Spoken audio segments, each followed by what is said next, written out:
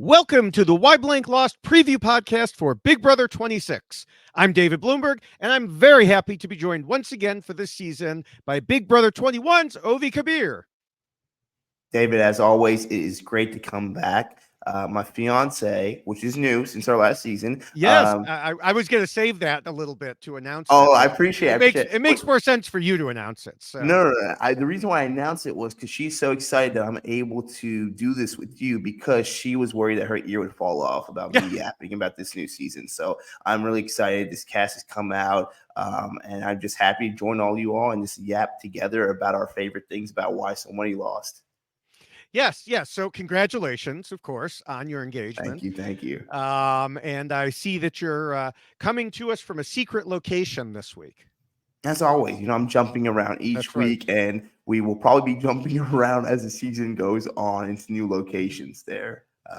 But our background shows that we're essentially right. I was telling to David, I feel like I'm with Julie Chen Moonves, but it's just a better looking version right now. David Bloomberg. Yeah. Oh, yeah. Well, thank you. Hold on. But first, all right, we are, of course, here now to talk about the Big Brother 26 cast that was just released yesterday. Mm-hmm. And you know what's amazing is it was released yesterday, and as far as we know, no one's been substituted out yet. It's been like a whole day. It's been almost 24 hours as we're recording this, and it doesn't look like we've lost anyone yet. Never say never, but well, I am 5 minutes before recording, I was just making sure, trying to see if all the cast was the same, see if we have any late changes. But no, it looks like, we have the cast are there to stay. Hopefully, I mean, they just need to last 24 more hours and they get to, enjoy the wonders of the Big Brother. Well, I think from what I understand, they're probably going in now or tonight. You're right. It's not a live move in this time. Yeah, that's true. That's true. Yeah. So anyway, we want to give everyone our first thoughts and also add something that you won't get anywhere else by discussing a bit about how we think they will each do in terms of my rules for winning Big Brother. Because let me tell you, just from the initial interviews, there were already some red flags. At the end, we will give our winner predictions and our first out predictions. And just in case you think there's no way to predict a winner from this small bit of information, let me remind everyone, Ovi predicted Taylor in Big Brother 24. I did. We won't talk about last season's winner predictions. We should leave that one out. Although I did get the first out prediction correct last time, though not for reasons that we would have ever suspected. Yeah. Yeah. It's a funny way how things work. David finds a way to find himself. I think he just changed his history, and he changed it last season. Hopefully, when somebody gets out this season, it's just because they got to go. Yeah, they got voted out. Yeah. Well, the last one had to go. So in case anyone is not familiar with us, I'm glad you've made it, the 3.5 minutes this far without knowing who we are. But once the season starts and the first person is voted out, we will be right back here each week to discuss what happened and how that player did overall in terms of my rules for winning that I originally wrote 20 years ago in 2004 and have modified over the years. The most recent version that's currently posted is a few years old. It's at robhasawebsite.com/bigbrotherrules. And, there aren't really many changes to it. So even though it has some Big Brother 22 pictures on it, it's still appropriate for what we'll be discussing. And, look for us each weekend, usually by Saturday mornings, to discuss what happened. For this preview, we should go over the rules just a little bit for any new listeners or viewers. So just very quickly, rule 1 is to scheme and plot. So that's where you do all of your strategizing. Rule 2, but don't scheme and plot too much. Also, keep your scheming secret and don't backstab until you absolutely need to. Because, yes, you need to strategize, but you do it too much or you're too obvious, people are going to get rid of you. 3 is to be flexible. The key to this is that you can't simply tie yourself to one alliance and hope that it survives. But in Big Brother, the other key is you never know what's going to get thrown at you. Sometimes literally thrown at you or shot out of a cannon at you or who knows what. But when it comes to the twists, you just need to be ready for almost anything. And so don't lock yourself in such that you can't adjust. The fourth rule is don't let your emotions control you. And that's in both a positive or negative way. So don't get so pissed at someone that you vote them out, even though you shouldn't. And don't get so attached to someone that you won't vote them out when you should. The fifth rule is to pretend to be nice, play the social game, act like you're adult, don't drink too much, don't be lazy or show your bad habits, and keep your politics and controversial beliefs to yourself. There's a very expanded title and subtitle there. But there's a lot of things related to the social game that people can and have done wrong. The sixth rule is don't be too much of a threat. That speaks for itself in many ways. There is one player we will get to in a few minutes who is the epitome of doing the opposite of this if they follow through. And the seventh rule is to trust almost nobody, especially deals made during comps. So yeah, when you're up on the wall and someone says, jump down, you're definitely safe. You're not. Then later on in the season, we will also talk about Appendix A, which is the jury phase, and how to play to the jury, get people in the jury who want to vote for you, that sort of thing. So for anyone who watches the Why Blank Lost podcast during the Survivor season, you'll know that these are similar to the Survivor rules. And the Survivor rules are available in a shorter and much more colorful version in poster form, which you can find at robhasawebsite.com/yxlostfeed. Scroll down to the poster and click on it. The Survivor version also comes in a t-shirt form and a checklist t-shirt, the one I'm wearing, as a matter of fact. So you can find all of those there as well. We don't have specific Big Brother versions that you can hang or wear, or at least not yet. We're going to try to work on that. It's a little more difficult, but we're trying. We've heard you. I've been gabbling my drum for it, and people in the comments have been there. So we'll see what we can do this season. That's right. All right, now it's time.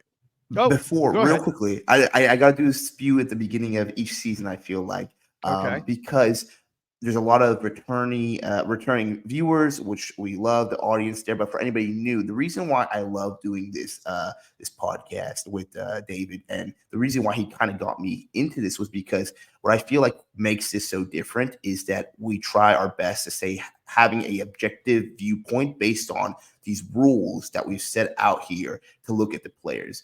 We try our best not to talk about personality sometimes that don't impact the game, or other things that are not exactly game related unless it's super outrageous.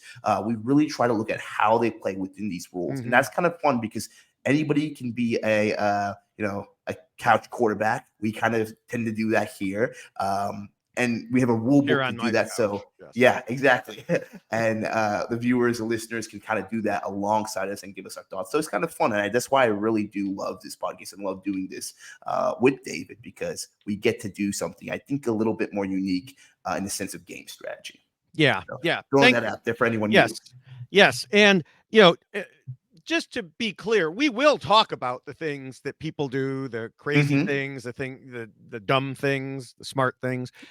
The key is when we talk about why they lost, if those things, if they have views that we disagree with, but which they never shared with other players and therefore didn't impact them, then we're not going to harp on that. We're not going to say, oh, you lost because you're a bad person. So yeah, that's that's where the objective look comes in, I would say. We try our best. Yes. All right. Well, now it's time to dive into the players based on the information and videos that were released yesterday. We'll hit a few high points for each one and rate them on a scale of 1 to 10 for how well we think they'll do in following my rules. Now, note, of course, we're basing all of this off of very limited information. And while we have never, ever been wrong about anyone in the past, Never. it's always possible that it could happen. So just keep that in mind. We're also, for those of you on video, we're going to pop up pictures and of each player, so it'll help you and us remember who we're talking about. And so for those of you on audio, well, it won't matter because you're on audio. But hey, I listened to some of them on audio too, so I had to some of the previous podcast and intro stuff, so I had to keep these pictures in my mind. So, all right, we will start with, as you can see if you're on video, Angela, who is a 50-year-old real estate agent from Utah. Now, she has clearly been a fan for a long time and even talked about making challenges like those in Big Brother for her kids. I immediately like that she talked about how this is Big Brother, so, quote, all morals are out the window. This is a game. And she also said she's looking forward to see how far she can stretch lies or truths and how deceitful she can be. She sounds like in her real life, she doesn't get to do these things, and she's kind of giddy at the idea of being able to lie without repercussions. And yeah, I'm looking forward to that too from her. Yeah, it's she seems really interesting. I really love when we get I always say I hate saying like older castmates because I don't think but she is very old, but right. Comparably, to the cast and previous people, 50 is old in the Big Brother show. I don't think she is. But I think that was interesting, and one thing that kind of concerns me a little bit. And keep in mind, my ratings and David's ratings are based on the rules on how they'll follow it. She seems like she's talking a lot about things in theory, in the sense of she's talked about she didn't go to college, university, other social things she was talking about, and which isn't an issue by any means because you can get so much experience otherwise. But she was like, I don't really go out. I wasn't doing all this stuff. And so my only concern, she's excited to be cutthroat in the game via theory, but if there is no semblance of that in the real life, it might be difficult to make that gap and jumping in there, especially too when you are coming in a cast member who's a bit older, who will probably have to figure out a way to integrate themselves. You don't have as much ability to be cutthroat off the jump. So I'm still interested. Yeah, that's the same. My very next note was, while the theory is there, I'm a little worried about her putting it into practice. Now, my reasoning was a little bit different than yours because I think she may have a bit too high of an opinion about one part of her skill set. Because she said, I can read faces, so I'll always know when people are scheming and if they're scheming behind my back. I'm going to be able to know that right away so I can alter the course of what they're trying to do. And the fact is that pretty much nobody will always know when people are scheming against them. You could get the best body language, quote unquote, experts in the world, and they wouldn't be able to do it. Now, it's Big Brother, so if you assume people are always scheming against you, that's a good starting point. But I worry she'll try to rely on this too much and won't see it when someone actually does it against her.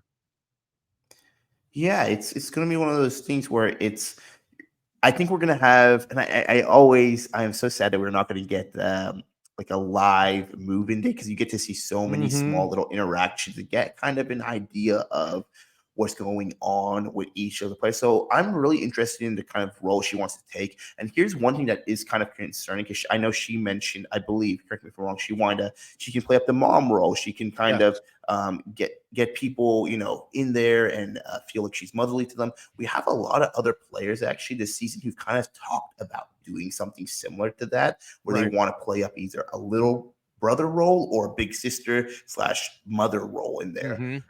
You can only have so many mothers. You can only have so many sisters in the Big Brother house. Somebody's got to get cut. So I'm interested to see if I don't know. Last season they had 2 mamas. So if they can either either connect together and be like, Right. let's work off this, or they will see each other as an opposing archetype where they need to, well, only one of us can exist. This is the gladiator pit, you know, so there can be only one. Yeah. It's the Highlander of the Big Brother house. Mhm. Another aspect for her that I worry about a little is she said, I do have a big mouth. I'm not afraid to share with people what my opinions and thoughts are, whether you want it or not. That is not a good thing in the game of Big Brother. So, yeah, in my mind, she has potential to do well in Rule 1, but I worry about Rules 5 and 7.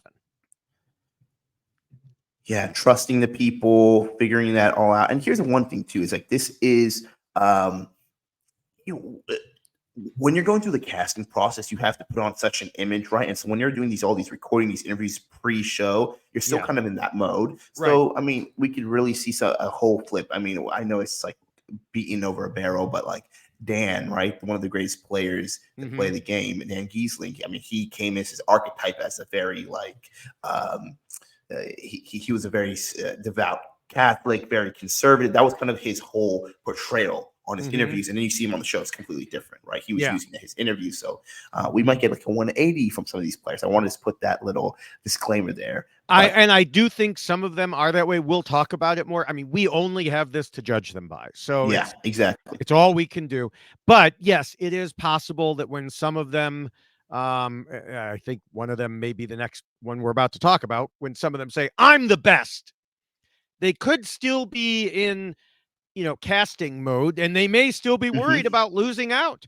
Like if I don't impress in this interview clip, they may throw me out and bring in someone else. So yeah, I think they've still got it turned up to 11, even in these what are supposed to be pregame interviews.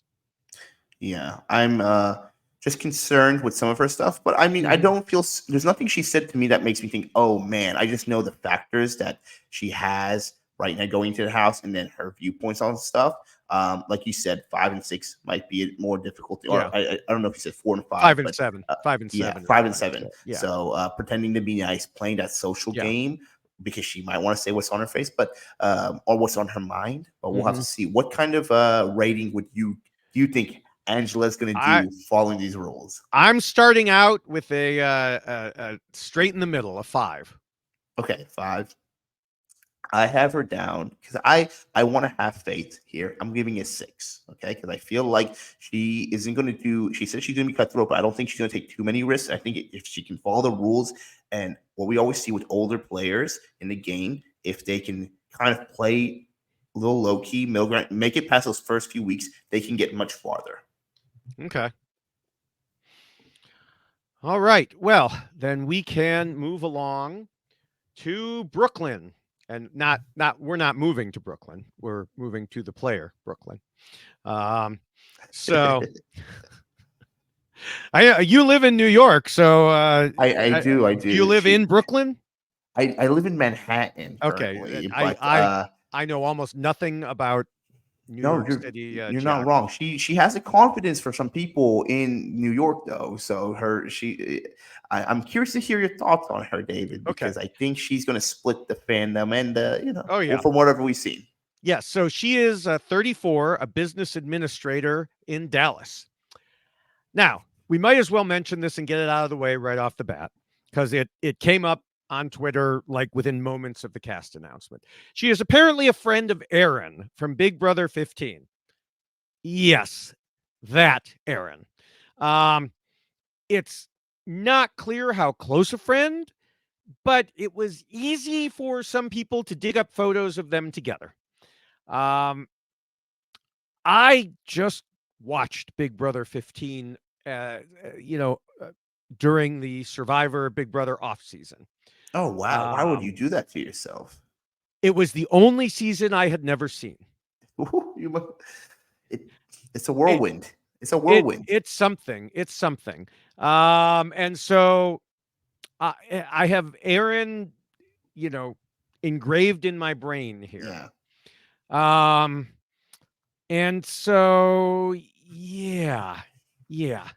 Actually, I don't remember if I watched it this offseason or last offseason. Might have been last offseason. But either way, still engraved pretty hard. It burns into your Yes. head. Yeah. Yes. Anyway, it's hard to believe Big Brother would bring someone back with any connection to Aaron, but nobody has ever accused Big Brother production of being smart other than when they cast you. So thank you. I like David's already full on shots fired here, right? We haven't even gone to our Julie segment yet. Yeah. So yeah. I'm excited for this season right here. So that aside, we will judge Brooklyn on herself. It's just a little flag out there like, hey, this is strange. Brooklyn said she would call herself right below a superfan. For the past 10 years, she and her husband have watched the show religiously, and she got her kids involved with it. Her strategy is going to be to use her conversation as a secret weapon. That's what she said, but I don't know what that means. She added that she wants to get to know people inside and outside the game, because if you learn about them in general, they'll want to keep you. So basically, rule 5. Yeah, no, I think, well, first of all, I appreciate you saying all of that. I think, we're going to try our best. We want to judge Brooklyn for who Brooklyn is as we see her in front of us. Yeah. And what all we can judge her right now is based on her interview. And out of all the interviews, she was very much so felt like very cast mode still, felt like very interview. Like she needs to say these spark words and really grab your attention because. And it's not just her. A lot of these people said a lot of nothing. And I mean, I'm saying like, well, they want to play the social game. I want to do this.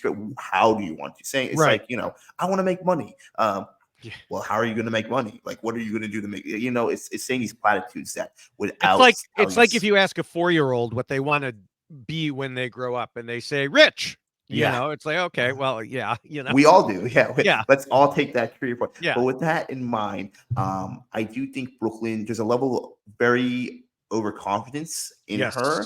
And I mean, she wants to be, she put it out there. She wants to be the first, I think it was married mom to win the game, was kind of how she laid it out in one of her interviews. So I think she can connect with people in the house there, but how she plays based on the rules, I see her forming alliance quite quickly and working with people. So I think she's going to be able to do that. And I'm hoping that with the scheming and plotting, I think she has that on lock.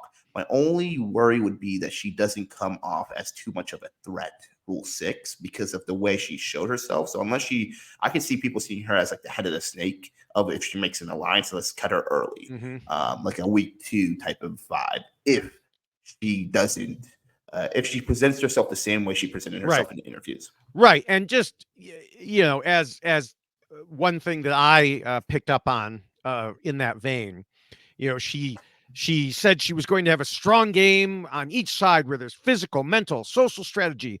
And, she will be the house guest that people start mentioning after this season.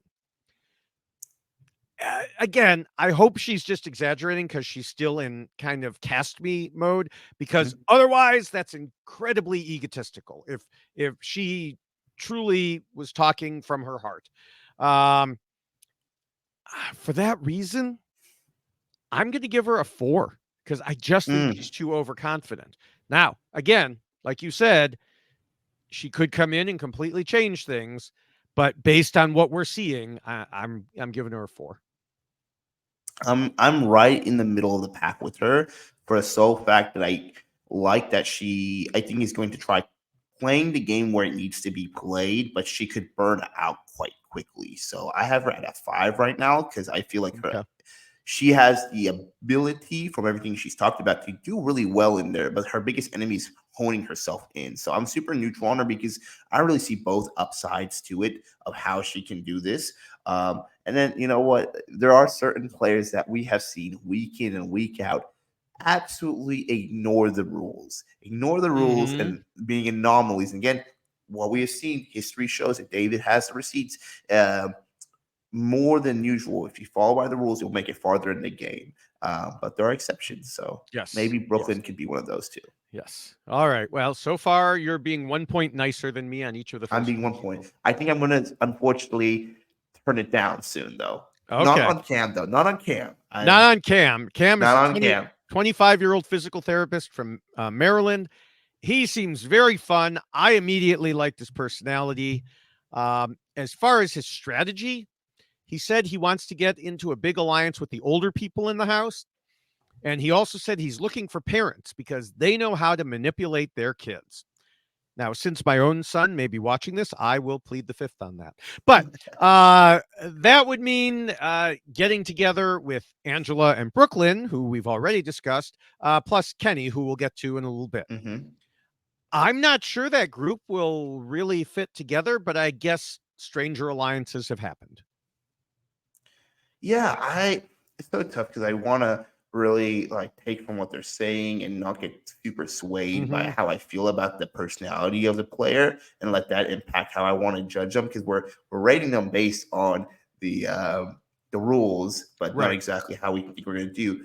I love Cam. I think Cam was one of the people, and I've kind of kept away from all of like online chatter as much about the players and the cast wise, because I don't want it to ever bias me. And I think unfortunately preseason becomes a little bit more negative when the cast releases than afterwards. So I don't know what the general perception of him is, but I imagine it's great because Cam is a really lovable guy from everything we've seen. I like how he has a plan, but wants to stay flexible with things. And honestly, I have to, unfortunately, and I've been many times wrong when I do this, but disagree with David that I do like the strategy of him trying to figure out if he does hone out with Angela, Kenny, Brooklyn. There's some other players in there.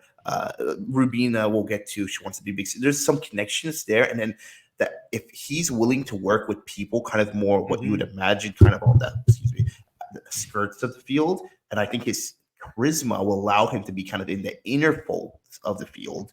I think Cam has a really good chance to go far, and I don't think he needs to deviate from rules. The only worry would be that if he gets, well, we always know the biggest disease in the house, the HOH-itis, all right? Yes. The thing that brings a downfall of many great players or makes worse players worse. Yes.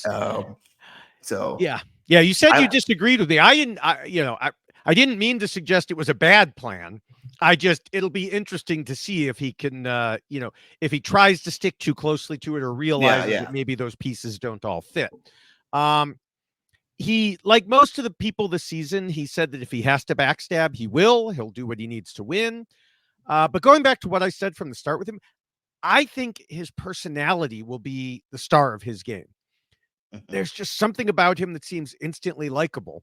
And I think that will really help his social game. So I'm going to give him a 7. Oh, I'm right on the dot. Okay, next time I'm putting my ratings first because I'm taking my, so that way I'm right on 7. I'm really high on him. And I think one thing you made a really good point about is that the show, right? Each season is so different because of how the cast is based, right? You can be incredible or horrible on depending on your cast here. And I think this cast really complements Cam. When you look at this whole field and once we go through everyone, I feel like Cam can fit in from everything we've seen from his personality and also his interview answers really well with anybody here. So I think 7, he's one of the highest ones I'm high on. So I think we have a good one here. Okay. Next up is Cedric, who is a former Marine. He's 21 and from Idaho. He's another guy who seems instantly likable. There's at least one more coming later, too. Even though he's the youngest, I expect a good social game from him. This is where I knew that it would go. I really want to love, and I do really like Cedric. I think he's great. I just have this PTSD being one of the younger players there, and I had the same concerns with Corey last season, which he did really well though too. And we kind of talked about this. That I think it could go both ways. That's similar in a position where Corey was kind of in danger that initial weeks. I think Cedric might be too, just because of his age. I think unfortunately there's a level of, and that's nothing for him, for it's just life experience. There's a little naivety when you go into the house. You're so excited to be a part of the show at the age. There's only so many experiences you've had. And I can be completely wrong with Cedric. I hope I am, because Corey made it through, and we were worried he was going home the first week, and he scored his way through this game. And I hope the same for Cedric, but I'm just concerned that since he wants to play the little brother role and he wants to be he's smart about this. I don't think anything he said is bad. But I worry Right. what happens when you want to play that little brother role is that sometimes you'll get attached to a bigger person who becomes a threat, and they don't want to take a shot at that person, but they want to take a shot at the little brother. Yep. So my concern is Cedric might, via his strategy, latch himself off a dying horse way too early in the game or be targeted. And with all that in mind, I'm concerned that it's going to be difficult for him because his goal will be to scheme and plot alongside somebody, most likely, and let them take the lead. And he might be the fall guy. So that's what I worry about.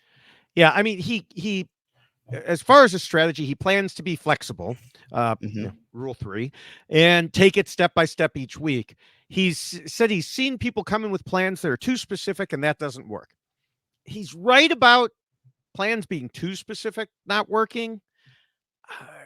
I would have liked to hear a little bit more about his thoughts on a plan. I mean, you mentioned one thing, but I don't know. Just saying that and taking it week by week, I don't exactly know what he's going to do. He did say you also have to be a puppet master, but you can't be one who's seen because that's when issues arise. So kind of like pushing rules 1 and 2 together. So, all right, you said you wanted to give your score next. So I'm going to guess you're putting him, I'm going to say a 4. Are you putting him at a 4? 3. I'm giving 3. Him a 3. Oh my God, I'm doubling you. I'm giving him a 6. I'm just 3. Because and of again, his personality. I like Cedric so much. Yeah. And as a personality, as a person, I want to give him a 9. Yeah. But I'm concerned about the rules with him that just when you're young, you just sometimes throw those out and then sometimes you lose your autonomy. Again, this is probably the PTSD speaking right here. This is the trauma here speaking. Because I felt the same way about Corey. But I'm hoping Cedric completely proves me wrong, and I wish him nothing with this. But yes, I'm giving him a 3 where I think he will do with the rules. Okay. We can move to Chelsea. So she is 27 and a nonprofit director in California. Now, the very first video I saw from anyone on this cast was a clip of Chelsea saying she was going to be great at relationships and great at comps to the point that such a combination would intimidate the other house guests and they wouldn't know what to do.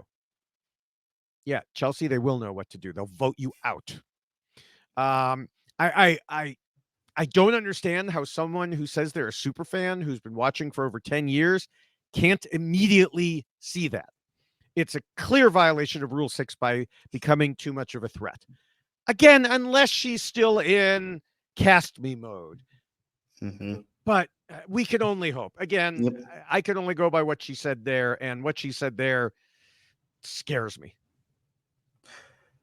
Yeah, and I really think over the last couple of years, I feel like now I'm like becoming one of those people like moaning and groaning all these new casts and stuff like that. I think that the word super fan, and it doesn't mean the same thing it meant beforehand, Yeah. David was over there recording on the VHS tapes. Yes. But trying to that versus I think super fan in my head, when I think it's like you've watched seasons, you've watched live feeds, you've perused through Reddit, you've been calculating all this stuff. Versus, I think now people are thinking more so you've watched a season. If you watch 3 seasons, you might be considered a super fan. I mean, she did say she's been watching for 10 years. She said that when she was asked, like, how does it feel to be in the house or something like that? She's like, I've been waiting 10 years to sit in the diary room.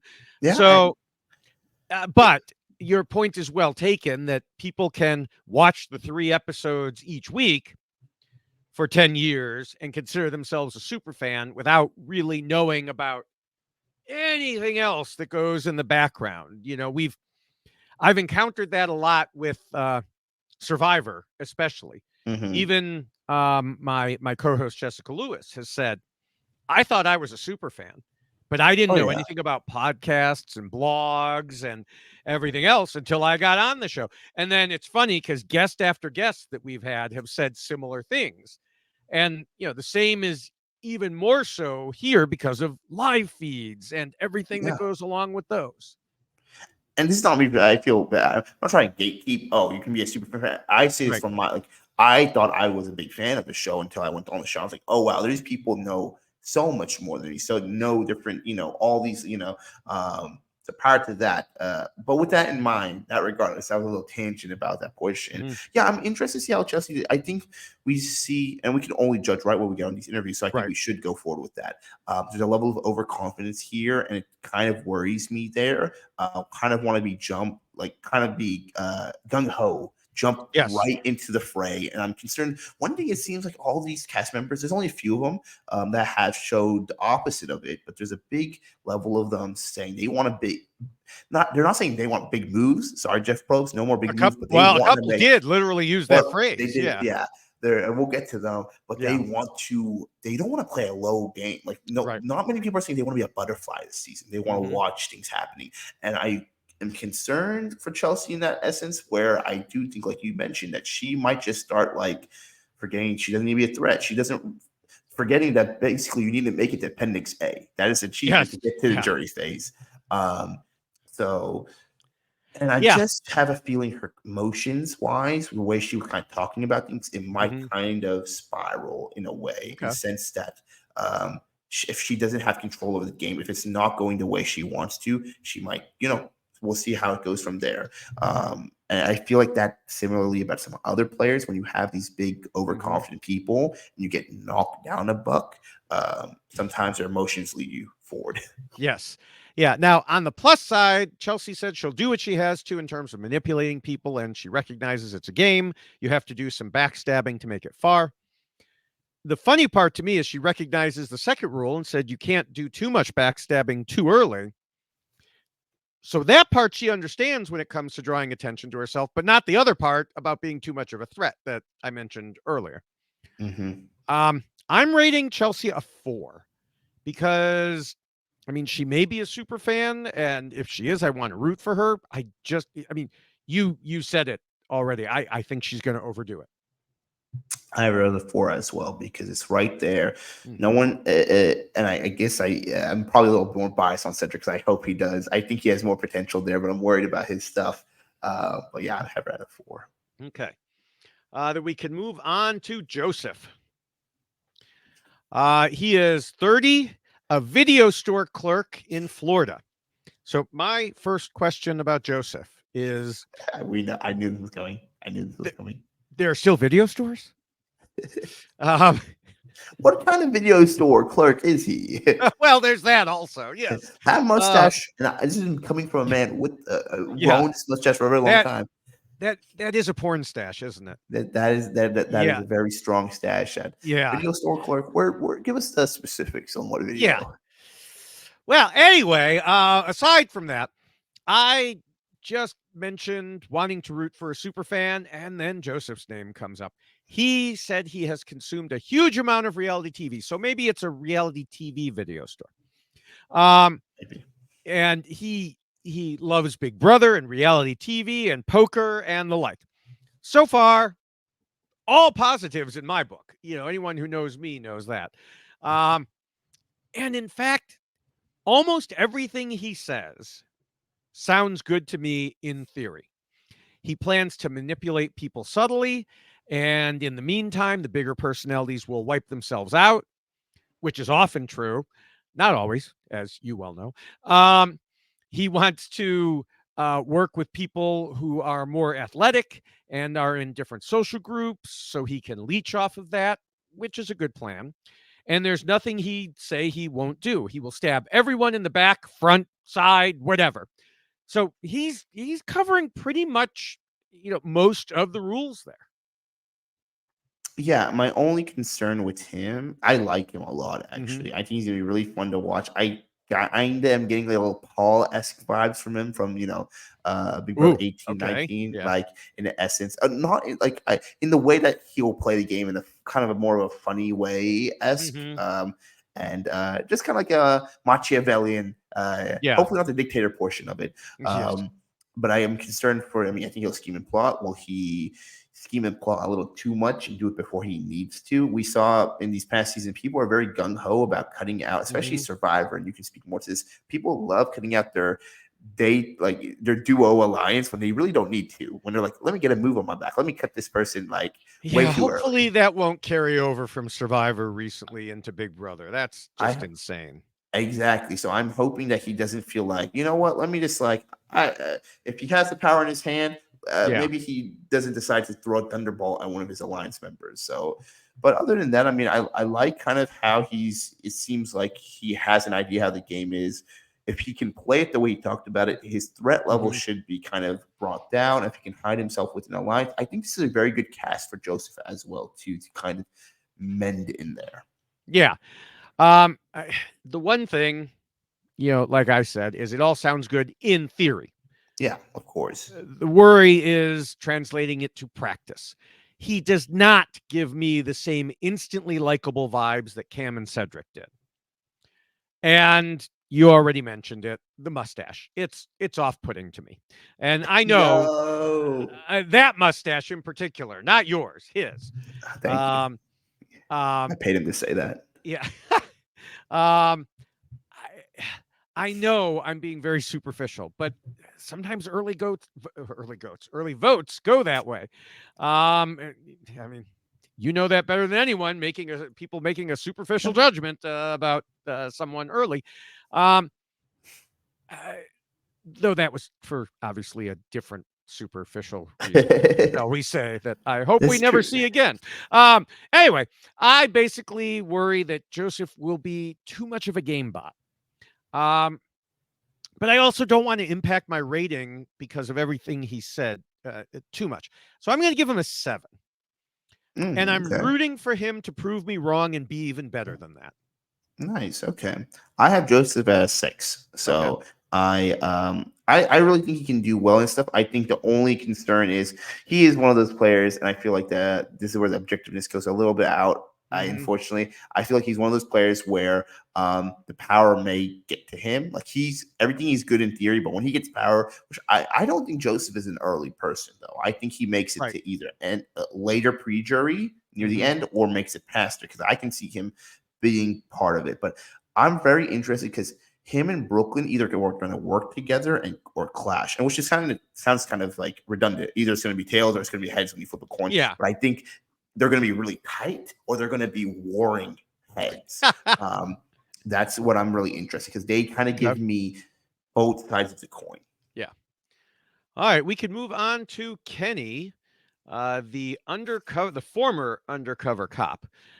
He is 52 from Boston. Sorry, from Boston. Kenny's wife is a huge fan, and he started following the show to be able to talk to her more, have something to discuss before they got married. And so that was a while ago. As an undercover cop, he said manipulating people is what he's done through his career. Now, I'm going to try not to give away any spoilers here. There was another former undercover cop on another recent reality show who did a pretty good job of manipulating people. So we'll see if Kenny can do it as well. Though I will say the other guy was a less imposing figure, and he was able to help people feel more at ease. Whereas looking at Kenny, he doesn't have quite that same, the same look, I guess I'll say. Yeah, I don't know. I hate to say it, but when you look at Kenny, you're like, that's a cop. You're like clocking, that's a cop. That's, he gives more cop vibes than any person that you can see there. And it's either going to be, it's going to the dream of Derek, or it's going to be Summer of Steve for Kenny. And shout out to everyone who understands that reference right there. I think, unfortunately, with Kenny, that unless he comes out straight out and is like, I am a cop, I am like, this is what I do, I think it could end badly for him. I mean, both sides are going to be like that, right? If you tell him, oh, you're putting a target there. But I think Kenny has a chance. You have two of both ways. Either people are going to instantly kind of trust you and he's going to be able to navigate himself with it, or not. Because here's the thing. He's talked about how he's deceived and lied his whole entire life through this whole thing, and which is beneficial within, scheming and plotting, right. And everything like that. But I worry that I think sometimes when people feel like they've done that so much in their life, the level of arrogance that comes with it, where you underestimate the people around you and thinking, oh, they won't clock me, for when sometimes it just be really obvious. And I worry that since his whole life he's he hasn't had to be super discreet unless he's been an undercover cop, right? Right. If when you're in a position of power like that, well, literally his occupation says former undercover cop. Yeah, right. It was, yeah. I think so. Hopefully, his whole image didn't scream cop when he was going undercover. Exactly. So, what is it like the 21 Jump Street guys? Like, hey kids, yeah. you guys got any candy here? Like, yeah. I don't or think he's like going undercover anymore. Brett from Survivor, who claimed he was a funeral director, and everybody is like, he's a cop. I don't. The thing is, he got the Boston accent and everything like that. And when you think of Boston, man, you're thinking like, this is and Brett was a Boston cop, so exactly. Well, but that aside, I mean, for me, I don't want to rush off any of your stuff you were going to say on there too. But I am straight down middle of the road, because he's at 5 for me, because I think that he has the tools obviously for it, but I am concerned that he might be clocked. But that's not, is that part of the rules against him? I don't know. I don't think so. It's more so. I mean, he did say he was going to look for other older players and or parents. So again, that's good in the Angela Brooklyn kind of trio there that we were talking about. He'll also try to reach out to quieter players. I'm not sure there are any quiet players in this group, and pump up the egos of the louder ones. So he seems to have a plan for everyone, but the main people are going to be the older ones. Now, personally, I don't think it's ever a great plan in Big Brother to rely on getting together with older players, because usually older, quote unquote, in this show means like people in their early 30s, kind of like Brooklyn. She's 34, crazy.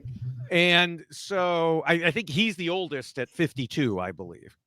And so he's got a couple more than usual. There's not one token older person. There's a few, but not many. So he's going to need to rely on more than just them. You can rely on them as a core, and it would be awesome to see them do that.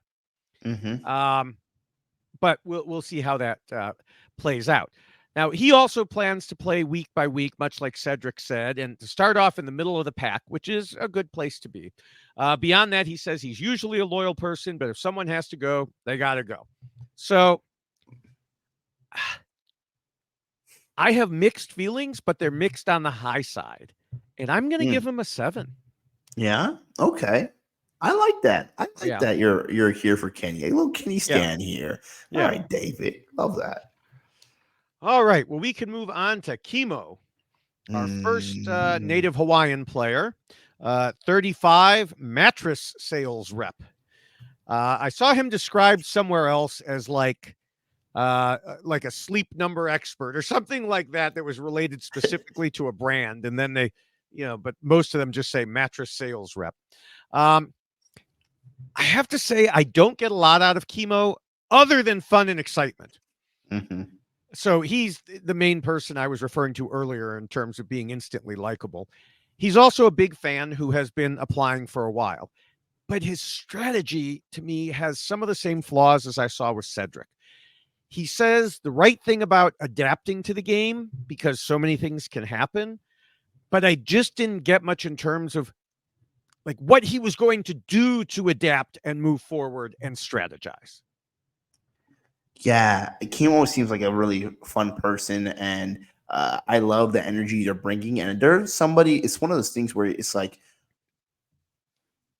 I'm questioning whether it's the cast. Why is that you're being cast and you feel like you're in the casting process still, your energy is super high in the interview. Right. So in this, you're like beaming, right? You're giving it all this versus like maybe in the house and be pulled back. But from everything we've seen, Chemo worries me, and kind of same way when I talk about Chelsea too.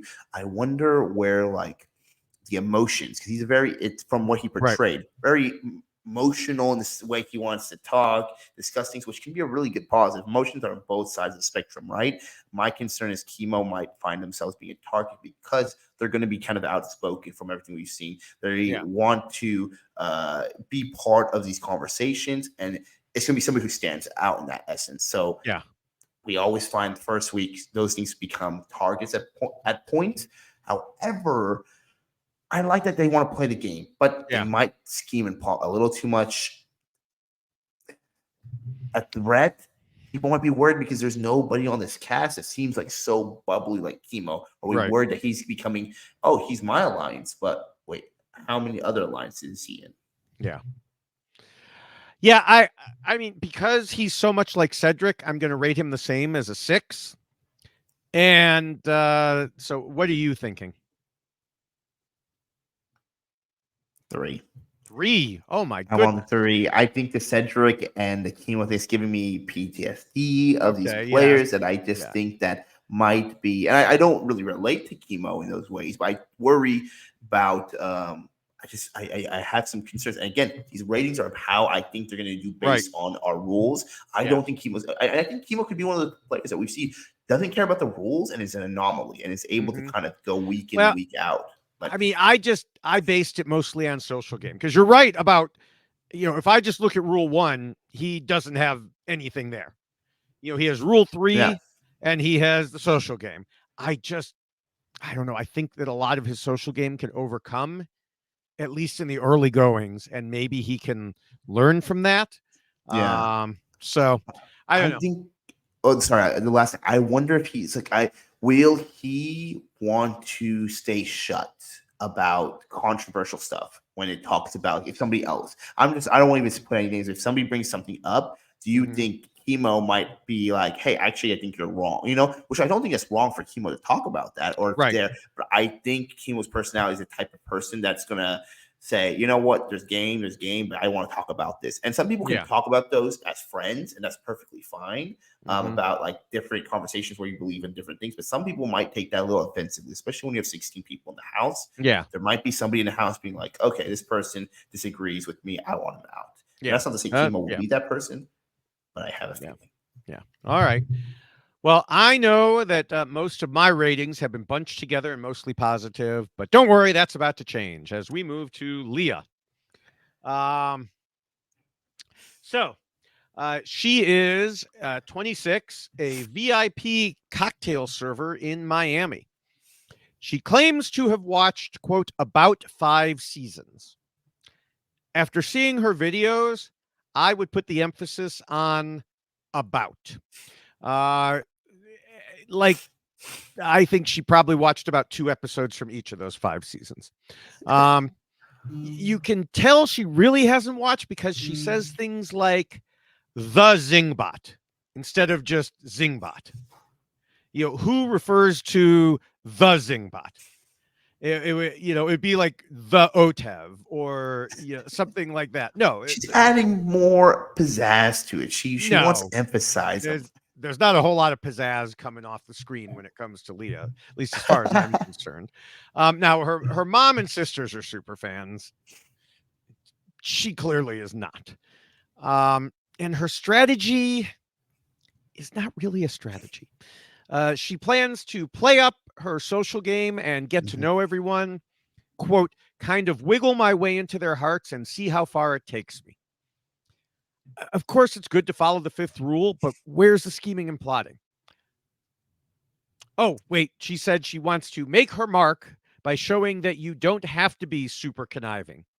Yeah, that's not going to happen. Even when she was asked about manipulating, she said, I will manipulate the competition by being myself. I think I'm a natural manipulator. I think the best way to tell a good manipulator is by not knowing that you're being manipulated. So I will manipulate the competition without them even knowing that it's me behind it all. That is a meaningless word salad. She just threw the word manipulate in there as many times as possible because that was the question. There's nothing to that answer at all. Oh man, Leah was cast on the season to be the antithesis of David. She was made to put on to make him angry, and I gotta say this: I love everything about Leah. I think she's gonna be the cast member we're so wrong on, and I think she's gonna find a way to. She's that one recruit that gets on the show and learns the show as it goes, and it becomes really good at it. I'm very interested. For those of you on audio only, my eyes are like bugging out I of my know, head I know, right I now. know, and I could So. be completely wrong. We will walk this back, but I don't. I have a gut feeling here. I think, all right, I'm going to go down to the rules. Now, this is personal feelings. I think her social game, and I guess this is probably where we differ with Chemo and Cedric and stuff like that. I think her ability with her social game is going to be able to get her really into the group. And I also think when we look at our cast dynamics there, I think she's going to work her way through there in that element. So I have a confident ability that she's going to do well based on that. Then I think she's not really going to scheme too much. I know you're going to say she needs to scheme still, scheme and plot. I find herself, I think she might be in the lines, and I don't want to bring other shows in there, but there's been recently there was somebody on another reality show that I think probably we were talking about the same one where you're talking about Kenny's archetype, kind of Leah's archetype of a blonde girl who kind of looks like she's there to have fun, essentially. That's the way she put it. She was like backstabbing, gaming, and everything. I wonder if we're going to see that come out of Leah. Maybe these are more of hopes than actual wishes. I think they're hopes and dreams. Yes, I do not see it.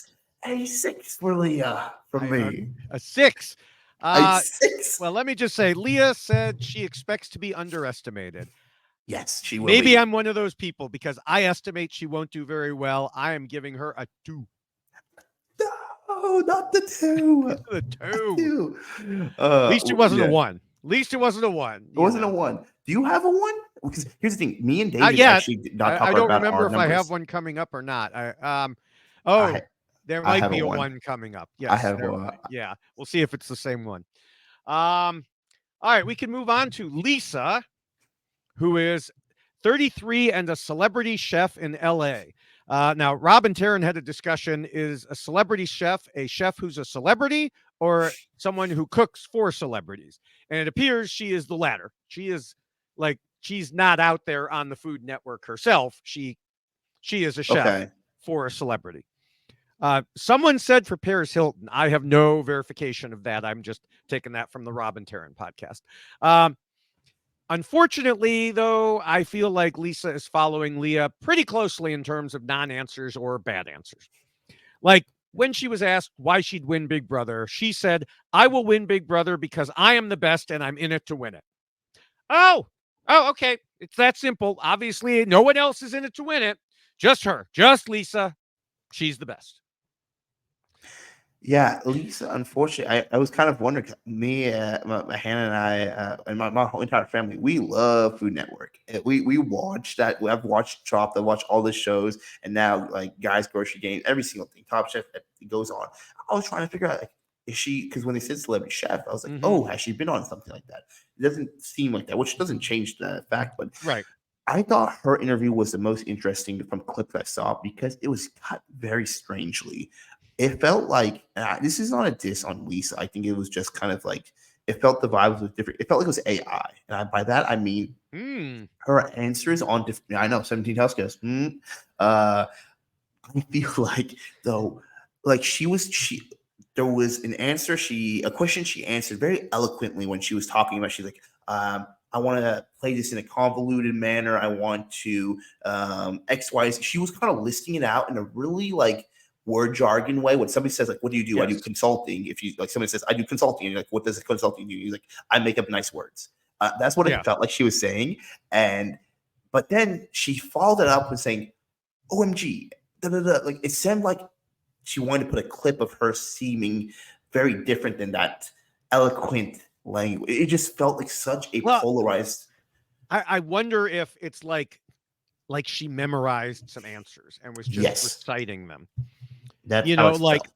She said she's not going to, or she's going to try not to manipulate people and quote, I want to try my best to play a good game by being a good human. Oh, please. ChatGPT. Yeah, exactly. The other thing she said, which is less GPT, but I think she probably has been saying it through the whole process, is she plans to cook her way into people's hearts. Now, the thing is, that's not the worst idea. We saw it help Felicia last season. But I really do think cooking is about the only thing Lisa has going for her. And there's someone else on this cast who's also going to try the same strategy. Now, she does at least recognize she might need to do a little manipulating. And she said she recognizes it's a game where you kick people out of the house, but it's not clear what her actual strategy is other than cooking. So with all that in mind, I'm giving her a 3, and it's only one higher than the previous one because she at least said things recognizing it's a game. Interesting. I thought she might be your 1. For me, she's at 2, and I know this sounds strange to be coming from Lisa or Leah to Lisa. We're gonna have 2 L's there. Interesting. Yeah. But for me, I feel like her social game will not be able to carry her in there with these rules, where she will not be able to play that type of game just from the basis of what we saw in an interview. I could be completely wrong. It was clips they put together. It felt very inauthentic. And I'm concerned for that. And I just don't think the scheming and plotting there. So she doesn't have anything to back up. What is she going to do when she can't be flexible in the sense of the cooking strategy doesn't work? If she's on the block, I think we're going to see a lot of scrambling. So from everything we saw, and not just I'm eggs. concerned. Yeah, I don't think she knows how to follow these rules. I don't think she knows these rules. And I'm being probably a little bit more harsh than I need to be. But I am not the highest on Lisa based on what our ratings are. I mean, her food is great. I bet she seems sweet in real life, too. Yeah. All right. Next up is Mackenzie. She is 22, a construction project manager in Houston. Mackenzie is the only one who openly acknowledged that she just recently got into Big Brother and isn't a big fan. So all the other ones have at least pretended. If I had to guess, I would say she, quote, just recently got into it when she watched the DVDs during sequester before the game. And with all of that vast knowledge she gained, she believes it's the perfect game for her because she's a triple threat of physical, mental, and social game. And again, I feel like this is one of those memorized lines because she said that a few times. And again, it's another word salad without much meaning. The only specific thing she really said was she might manipulate people by looking like she's some sweet, innocent person and acting like she has everyone's back. But in reality, she is just plotting to make the next move because nobody has ever done that before. That is a brand new strategy and it always works perfectly. No, it doesn't. She said she's, quote, trying to stick to my morals as much as I can. So backstabbing isn't at the top of my list. But if I have to, I think it'll just be on the fly. Again, that doesn't mean anything other than the part about sticking to the morals, which doesn't work in Big Brother. Yeah, she didn't give us much to go off with. That was something that we could work with. I think here's the reality of it. She's going to be one of those recruits who come into the show trying to learn it as she goes with it. And her biggest life raft will be somebody taking her under their arm or like bringing her into the lines, and then she can kind of go through the game in that way. So I think her positioning in game is going to really be dependent on whether there's going to be a big alliance that forms initially or not. Because if it does, if it's like the younger, big alliance, she's in it. And I think her social game will be able to carry her through that, and she won't have to worry. A lot of that may depend. From what we're hearing, they're going to let 8 in the house first, and we'll see that on Wednesday night. And then the second 8 in second. And what almost always happens in those situations is that first 8 will create an alliance. And if you're not in that first 8, you might get screwed. Yeah. It's just going to be, and then you're going to have the 17 house guest vibe there. There's going to be so many elements that I'm not sure she'll be targeted right in the beginning of that. So because of that, she might, her ranking, I think, is going to be almost exponential as the game goes. And by that, I mean that the longer she's in the game, the more chances she'll be able to learn the game because she probably has the keys to do this stuff well. But if she's on the block week 1, right, I think she's a 1 ranking wise because she doesn't know how to play the game. And I think that's where the game depends. And I know this coming from me, right, on the block, gone. But you need to have an idea at least of the game knowledge to figure out how can you fend for yourself. I don't know if she will be able to use those past experiences from other shows, other seasons to see what other players did to get off the block. So, yeah, I'm not. I'm concerned about her. Well, we match up in the 1s. This was my 1 also. Yep. Synergy. All right. Well, we'll move to someone who is not a 1, and that is Matt, a technical sales rep from Georgia who is 25. He's an interesting guy. While Mackenzie talked about being a triple threat, Matt went into more detail about it, saying he will do well physically in comps while also balancing it with the social game. And unlike her, he seemed like he knew what he was talking about, while she was just saying words. Matt also has a plan. He's going to stay in the middle for the first couple weeks, much like Kenny said. He wants to lie low because he knows he has a big personality, and when he first meets people, he can come off as a douche. I guess we'll find out how well he does in guarding against that. Yeah, I think Matt is kind of your truly like the dreamboat of the season. I mean, this man is a good-looking man right here. Like it's objectively, like we say, we're objectively. This man is a good-looking man. I like that he has self-awareness. I like everything about Matt, and I love his answers. I think again, we'll see how the game plays and what is theoretical, but everything he's given me, for me, looking at the rules and stuff, how he's playing, he's probably one of my higher players in there. I love the idea of like trying to play the middle, especially in a season where it seems like everyone wants to go gung-ho out the gate. He will have ability to play the middle if he can, and then solidify himself as he goes. Because players like him are either targeted right off the bat. We've seen in recent seasons where they're like, let's get the big guys there, or they survive the shot and they find themselves in a power position as they go forward. So I think Matt has very strong winner equity. That's separate, but I like his whole thing. I mean, for me, he is actually the highest I have so far. He's an 8 with the ratings. Okay, well, he says that they all know what they signed up for in this game. So while he cares about his character in the real world, he's going to lie and manipulate to get to the end, which of course are things I always love to hear. One thing that got a fair amount of social media attention was that Matt said he's on the lookout for the Big Brother superfan. While he's a fan, he doesn't want to deal with someone who has like a Big Brother Bible and mathematical equations about the show. Lucky for him, he didn't say, he's looking for people who know the rules, because, then he'd be low on my list. But I don't have any math in the rules. We don't. Just counting. So I get a good feeling about Matt, not quite as good as you, but I'm going to rank him up there with Kenny, Joseph, and Cam at a 7. Okay, nice. I mean, he could have the thing where it's like rules for me, not for thee. Maybe he wants to keep the David rules to himself. Yes. All right. Next up is Quinn, a 25-year-old nurse recruiter from Nebraska. He's a fan who has seen every season since Big Brother 11. As much as I said, Matt expanded on what Mackenzie said about being a triple threat, Quinn did it even better. He noted that he was a dual sport collegiate athlete. I don't know what sports, at Duke, and was also voted most likely to brighten your day. Strategically, he said that he's a real, quote, rat in the cage type of guy. And he went through and listed like the different types of players, the 4 categories of players. But what he means by being a rat is he'll only lie, etc., when his back is against the wall, though he won't shy away from being a nefarious player. And he plans, to align with more emotional players who will find it difficult to stab him in the back as the game goes on. So all of that would cover rules 1, 5, and the unwritten rule about the importance of comps. I like Quinn. I think Quinn explained their game well. Only concern, and this is kind of off the thing, if whether Quinn will be too smart for this cast, and I don't mean that in a bad way, but if when you become when you game it so well, right?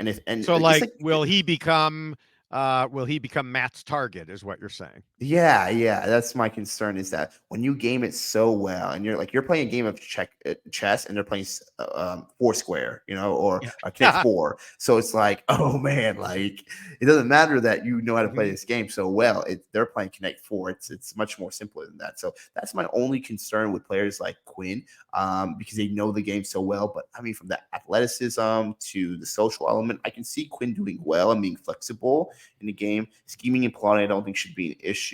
My only concern is that the rule that gets some of these people is that rule number 6: don't be too much of a threat. So, well, and to address that, he said he plans to play as if he's naive, so people see him as easy to trick and someone who's just there for a good time. And then when the moment is right, he'll flip the script and do what he wants to do. So it'll be a question of how successful he is in that. Yeah. Another thing I liked is despite his nefarious plans, Quinn pointed out that he won't act maliciously. He said, I think that there's a way to play the game, and you can be campy and you can be adversarial, but at no point am I going to try to intentionally hurt someone's feelings and then not apologize for that if I accidentally do cross the line. Given what we've seen, you especially, on Big Brother, all of that is very good to hear. Mm-hmm. No, exactly. I mean, Quinn has there. I really hope that it's just like casting wise, but I wish Quinn would go in there with like a Hawaiian shirt and play like a surfer bro. Like play that like dumb there, like be there. I really hope they don't go in with a. We've never seen anyone do that. The long-haired no, guy playing the surfer bro. No, exactly. It never works out well, right? I just hope they don't go in there with a turtleneck and everything like that because they're gonna clock them. They're gonna be like, you are a smart person. You are intelligent. Yeah. What is your ratings for Quinn? So Quinn has my highest score, at least so far, at an 8. Oh, I like that. I'm one below you, but I completely understand it. I have Quinn at a 7. Okay. I like Quinn a lot. All right. We can move on to Rubina. She is 35, an event bartender from LA. And you may not realize this, but there is only one Rubina. And I know that because she said it a lot. So similar to Leah, she admits she's, quote, not exactly a super fan, and adds, quote, but what I've watched, I belong on the show. It's not clear to me just how much she's watched, but just using that phrasing, I don't think it's a whole lot. Still, I get a much better feeling about Rubina than about the others that we've discussed who haven't been big fans. Probably because of her personality. Her personality jumps out to me much more than the others. I know you said one of them jumped out to you, but for me anyway, Rubina does a much better job. She may be right about being a good fit for the show. At some point, she's going to need to actually play the game, so it'll be interesting to see what happens in that regard. Yeah, I think I'm a little lower on her than potentially you are because I'm just concerned about. I love the comment she made about feeling like she's playing for something, but I didn't love the comment.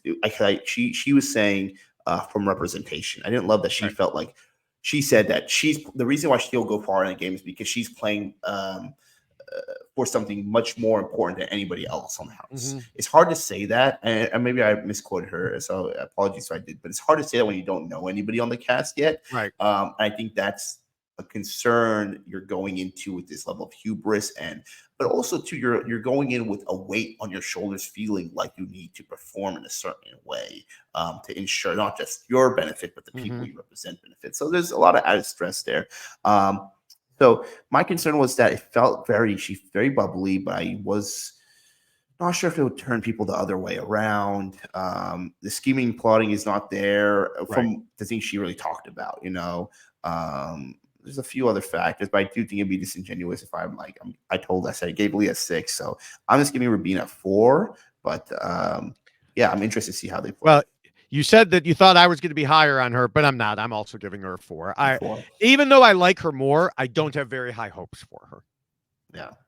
So, all right. Next up is, went a little far. T-Core. She is 24, a crochet business owner from Chicago, though I think originally from London.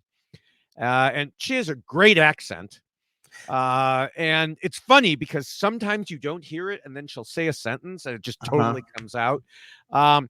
And I think when the players hear that accent, they're going to be drawn in. That, oh, this woman has stories, we get to hear from her. And just the little bit we heard about her life, I think will have a similar effect. Plus, of course, I have to root for her because she's from Chicago. I know you got your Bear fan there with you. Yes. Huh? Core is a very interesting cast member. I think her accent is so interesting because it almost I don't mean this by the way. It sounds like somebody who's faking a London accent and just randomly dropping it in words because she has like when Madonna went through that phase of faking a British accent, sort of. Exactly, and the reason I say that because it shows up in certain words, and that's when you know it's actually real. But it's like when you hear somebody like say only a word or two in like their. I'm not even going to try attempting a British accent because it'd be horrible. Like you can hear those things, and you're like, wait, is she just using it for that? But then it's jumps back in the sentence. So right. again, I was drawn to everything she was saying via that. That aside, let's talk about what she actually did say about it, not how she just said it. Yeah. I enjoyed kind of how she had a viewpoint of the game, how she wanted to tackle it, the alliances she wanted to make. I think she's very self-aware in that, and it seemed like her strategy was there, but she was ready to be flexible if need be. I think she understands her threat level, and I think with her social game, she's going to be able to mitigate that and make that lower. Mm-hmm. Again, I mean, every season you have like the guy alliances sometimes work, and they have worked out. You don't really have much of a girls alliance, right? Or they try it and it just, for whatever reason, it falls apart from all sorts of factors. I think that she could be somebody that could put something together like that. But if not, she could also be one of the girls that I think a lot of these men want to play with as well, too, just because of her demeanor and the way she kind of talks about it. So I'm pretty high on Takor. How do you feel, David? I didn't feel we got a whole lot of the specifics I was looking for. She noted she doesn't believe in manipulating people in the real world, but knows you need to do it and use strategy in Big Brother, which is good. I'm just not fully sure what that strategy is going to be. Other than being able to get along with all sorts of people. You know, that's still more than Rubina. So, that plus what I think will be an excellent social game, I'm putting her smack in the middle with a 5. Okay. I have Takor at 6. So Okay. let's we're pretty on par for that. But yeah, I'm Right. interested to see how she'll do. She's one of also the younger castmates on this season. So I'm interested to see how that'll play off. Yeah. Oh, All right. Tucker. Now we move on to the final player, Tucker, a 30-year-old marketing and sales executive from Brooklyn. From Brooklyn, not to be confused with Brooklyn. He calls himself a jokester and repeatedly mentioned how he's a chef and can cook and plans to use that to his advantage. Little does he know he'll be in competition with Lisa for that spot, as we suggested earlier. But Tucker seems to have much more personality than Lisa, at least in my eyes. He calls himself open, fun, and goofy. He thinks people will let their guard down around him. He thinks he can build trust. He talked about the different phases of his life. I've been bullied. I've been the bully. I've, done this. I've done that. I've been with this group. I've been with that group. I just don't know how that necessarily it sounds like it translates well to the game. I don't think it'll be easy, but I think he'll do well with the 5th rule at least. I am unfortunately not on the Tucker train. I think that there's a lot of things he said that kind of rubbed me just in a slightly wrong way. 'Cause again, I get it. You're going for cast, you're going for the stuff, but like this idea that I've been bullied, I am a bully, and all these other things like that to make it be like you're on both sides. Most people who have been on both sides who don't talk about the other side that they've been a bully as much. I feel like I worry that he might still be a bully. Like he might have been bullied and now he is the bully. That's my concern for Tucker in the way he's going to approach the game. He said some things, but I do think he's going to overplay, scheme a little too much. And I think he's one of the players that his emotions might control him in the way he goes. I think he might like really try to go after some folks and keep at it. He's the type of person who can build a coalition around him. I think his personality is very strong there. Him talking about how he wants to join in with people and work with basically anybody he can work with. Make a bros alliance as well, he said, but also work with some of the girls. So he wants to do all sorts of things there. So I just do think though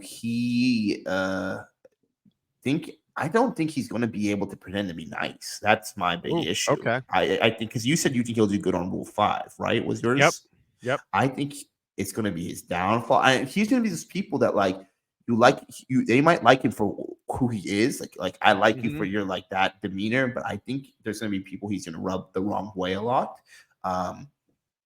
So I'm unfortunately not very high on Tucker. I hope I'm proven wrong and he's a very kind human being and wants to take care of the children and the kittens in the house and still play a wonderful game. But I worry that he might take the backstabbing a little too far and enjoy it too much. And it's going to cross more game than it needs to be. So I'm putting Tucker. He's my number. He's 3. He's 3. Okay. Well, 3. I once again am doubling you. I have him at the same level as Chemo with a 6.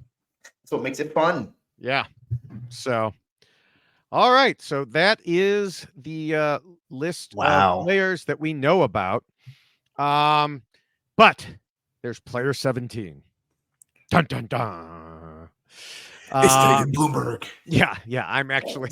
You're the one podcasting from an unknown location. I was gonna actually start spreading that rumor, but Julie's just opening the door. Oh, are you done now? Yeah. Now we've heard about the twist that will supposedly allow the players to vote to bring in a 17th player, but let's face it, production is going to stack the deck so hard in favor of them voting that way. They're going to have to do it because otherwise, why would you ever want to bring in another competitor? You wouldn't. You've got 16 people. Why would you want to bring in a 17th? So either it will be, as some have suggested, a situation where another player is definitely coming in and they have to choose who, or it'll be something where like they get a wad of cash if they do it. Like, hey, we will add $25,000 to the prize pool if you vote in player 17, or one of you will get a certain amount of money, which they've done something like that before. I don't know. What are your thoughts on that part? Yeah, thinking of like it being the AI theme, right? How they're going to do different things there. I would love kind of like a Den of Temptations vibe, and by that I mean like each player has to make a decision for a vote, but they vote no, they say no to their bonus, whether it's money, whether it's an advantage and something like that. There's going to be something that's an incentive for them, and you can still vote yes, but the person might not come in. It might be kind of almost like a mole vote where no one knows. Yeah, I mean, they're going to try. I would be very surprised if we don't see a 17 house guest. The only thing I just really do hope that it's not is that it's like some alternate player that is stuck there to be the 17th house guest, like somebody who might have a chance, because then it's just like heartbreaking, just to be that person.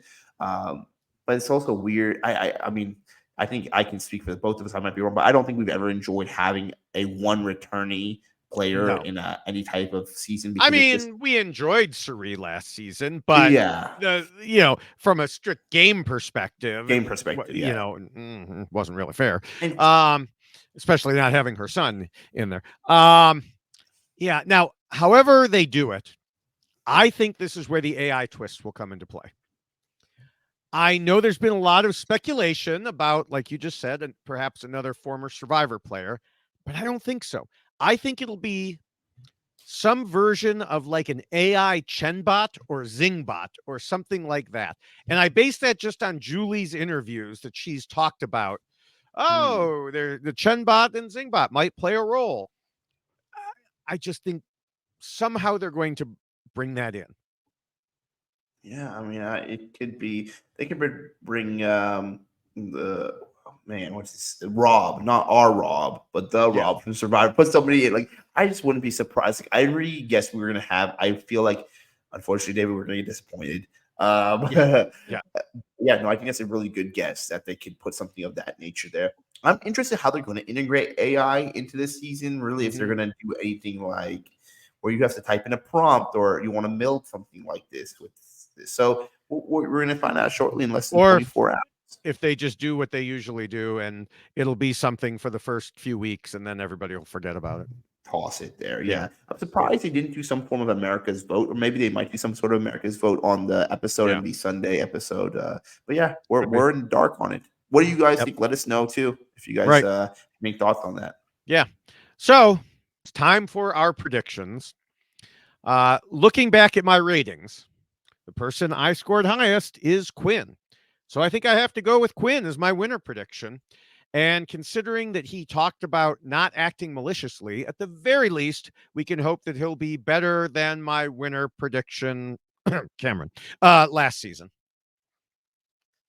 My winner prediction. Oh man, I'm split between three, and you're gonna be right. You're gonna be like, wow, this is crazy. Matt is my obvious winner prediction. I kind of want to go with. I have Decor.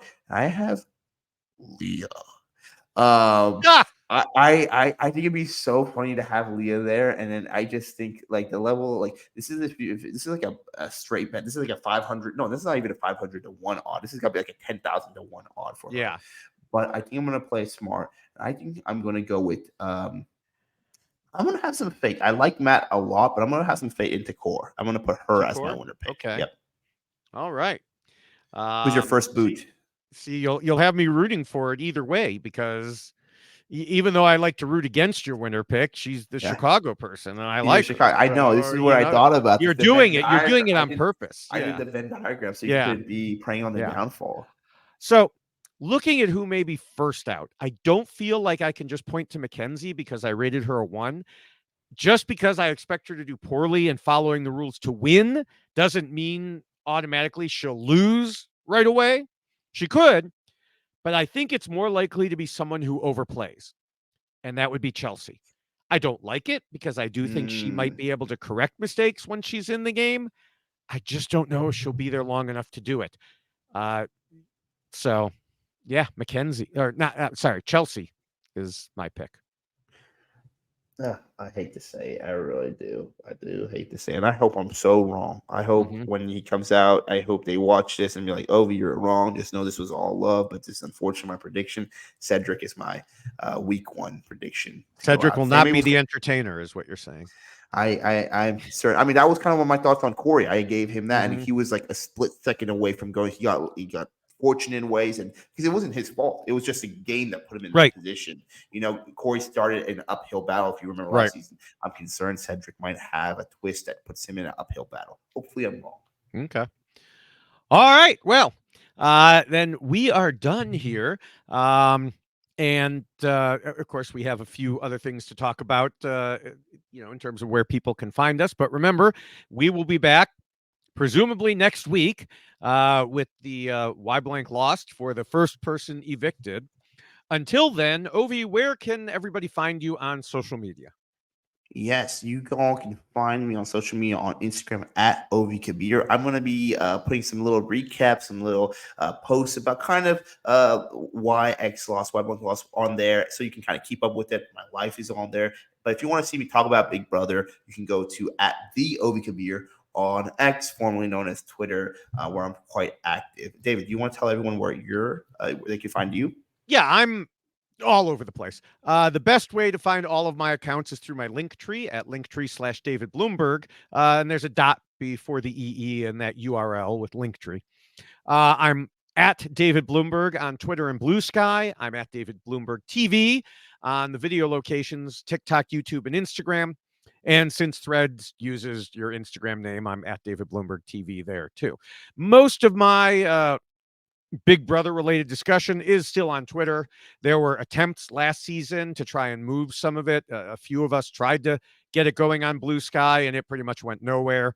And Threads is difficult too. So most of it's going to still be on Twitter, even though Twitter is what Twitter is. As far as the video sites, I've been posting at least 1 per day, often 2 or more. With Big Brother starting up, that will likely increase. In addition to BB26, videos will include shows like Claim to Fame, Amazing Race Canada, The Traders New Zealand. So you can get clips of all of those at those different sites. Speaking of The Traders New Zealand, I'm co-hosting coverage of that show each week on the Tradar podcast. And also, I've been on the Truth Unrestricted podcast with Spencer Watson to discuss some decidedly non-reality TV topics, although we did do one fairly recently that had a big chunk of reality television in it. But usually it deals more with like politics and science and the way people think. So other than that, I want to encourage people to check out the RHAP patron program at robhasawebsite.com/patron. You can get access to all the special podcasts that are put out just for patrons, plus the Facebook groups and Discord.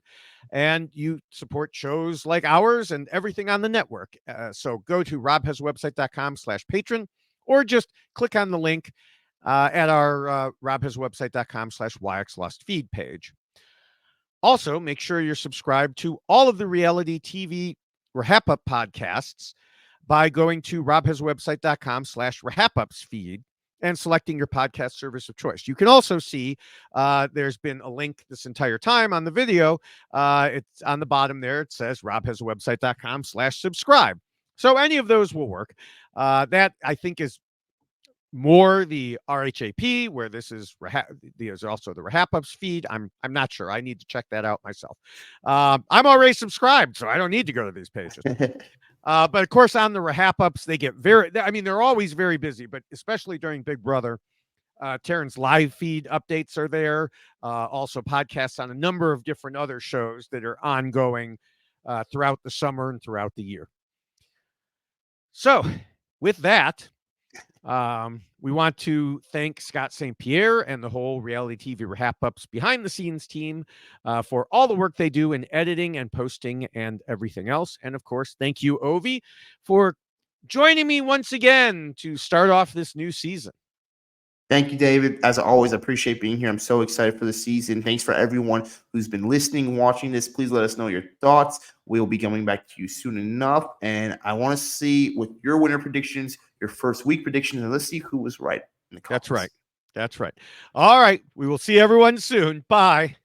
Bye.